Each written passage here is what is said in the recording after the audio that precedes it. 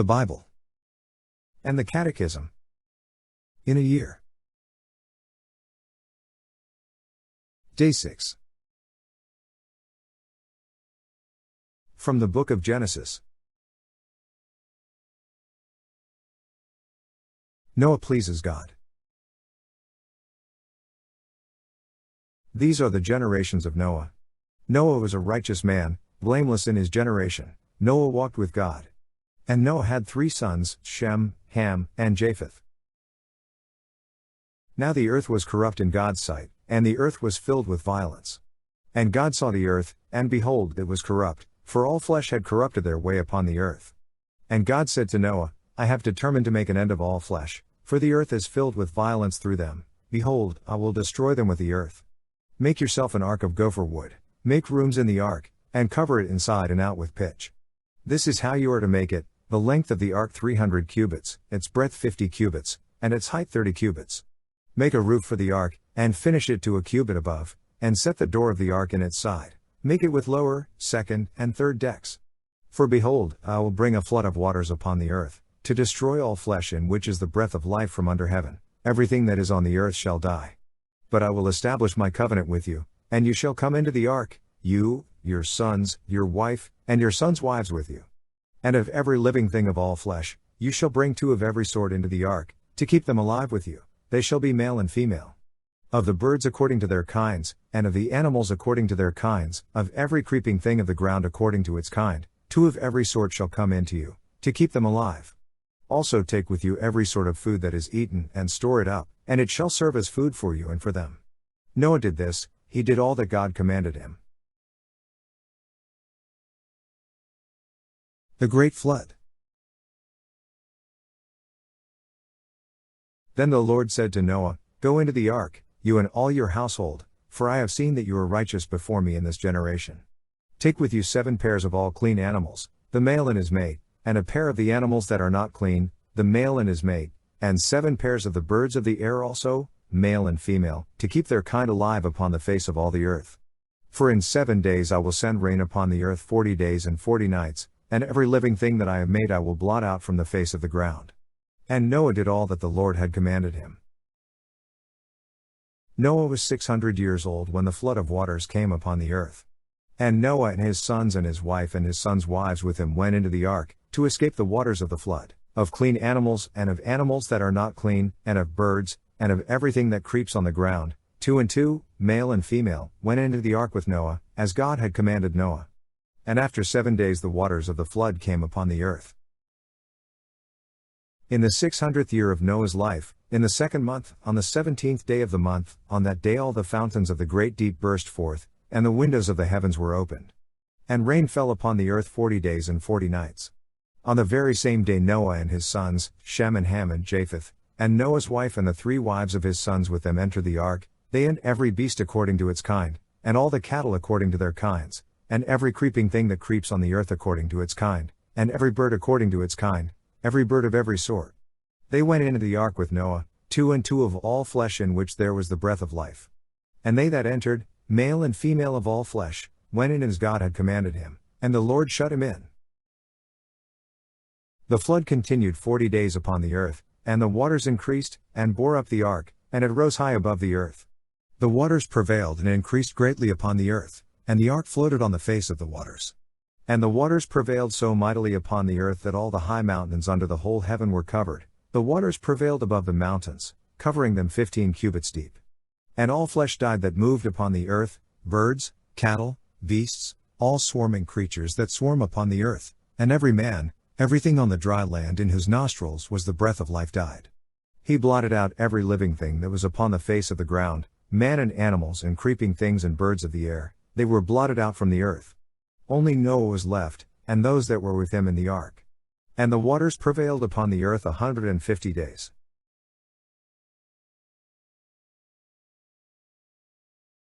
From the Book of Psalms.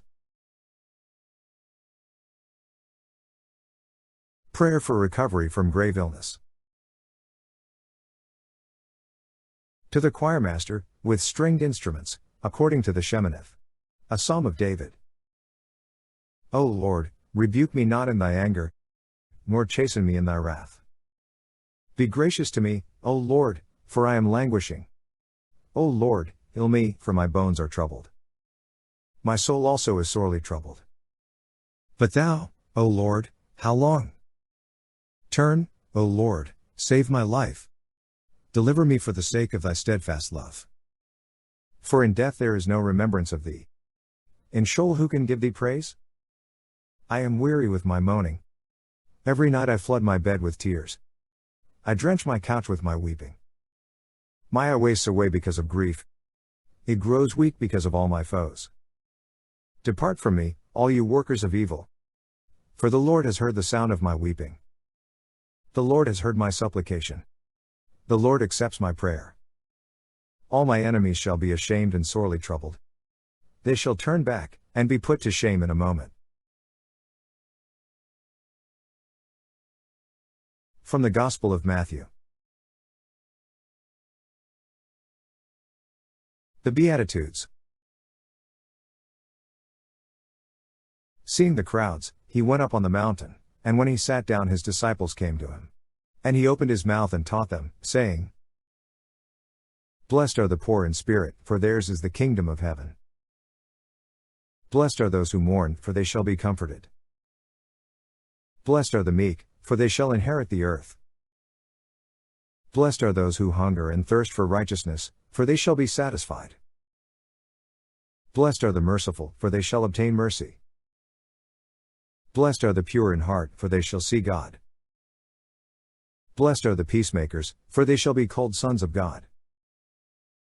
Blessed are those who are persecuted for righteousness' sake, for theirs is the kingdom of heaven. Blessed are you when men revile you and persecute you and utter all kinds of evil against you falsely on my account. Rejoice and be glad, for your reward is great in heaven, for so men persecuted the prophets who were before you.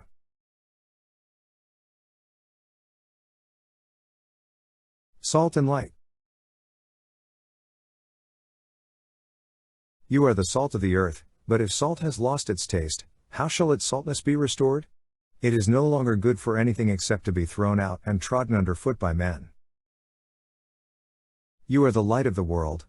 A city set on a hill cannot be hid. Nor do men light a lamp and put it under a bushel, but on a stand, and it gives light to all in the house. Let your light so shine before men, that they may see your good works and give glory to your Father who is in heaven.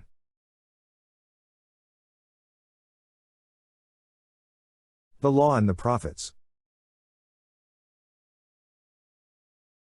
Think not that I have come to abolish the law and the prophets. I have come not to abolish them but to fulfill them. For truly, I say to you, till heaven and earth pass away, not an iota, not a dot, will pass from the law until all is accomplished. Whoever then relaxes one of the least of these commandments and teaches men so, shall be called least in the kingdom of heaven, but he who does them and teaches them shall be called great in the kingdom of heaven. For I tell you, unless your righteousness exceeds that of the scribes and Pharisees, you will never enter the kingdom of heaven.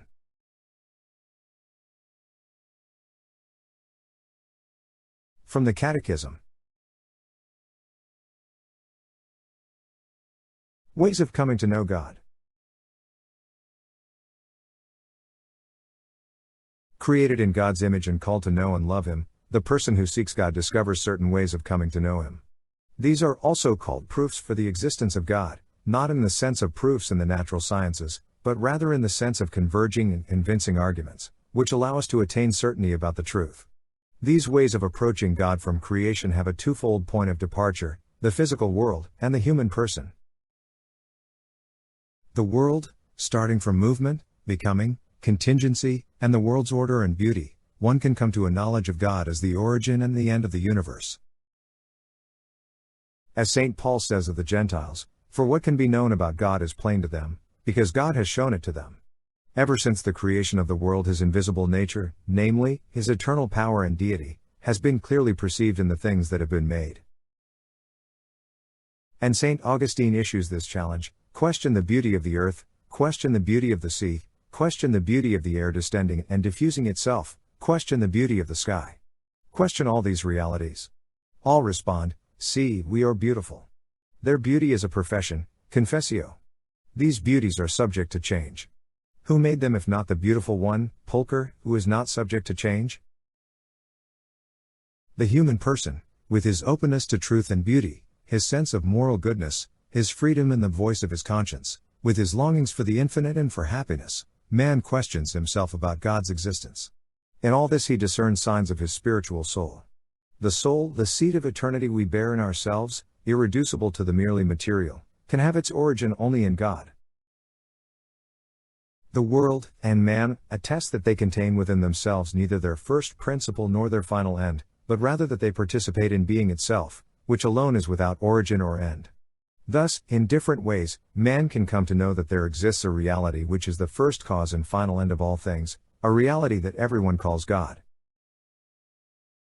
Man's faculties make him capable of coming to a knowledge of the existence of a personal God. But for man to be able to enter into real intimacy with him, God willed both to reveal himself to man and to give him the grace of being able to welcome this revelation in faith. The proofs of God's existence, however, can predispose one to faith and help one to see that faith is not opposed to reason.